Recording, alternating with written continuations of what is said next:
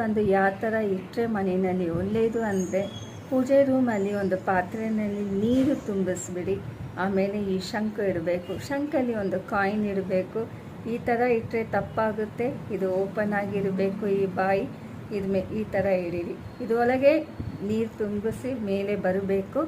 ಆ ನೀರಲ್ಲಿ ಸ್ವಲ್ಪ ಅರಿಶಿನ ಪುಡಿ ಹಾಕಿ, ಆಮೇಲೆ ಲಾವಂಚ ಬೇರು ಹಾಕಿ ಒಂದು ದಿವಸ ಬಿಟ್ಟು ಒಂದು ದಿವಸ ಶಂಕು ನೀರನ್ನು ಚೇಂಜ್ ಮಾಡ್ತಾನೆ ಇರಬೇಕು.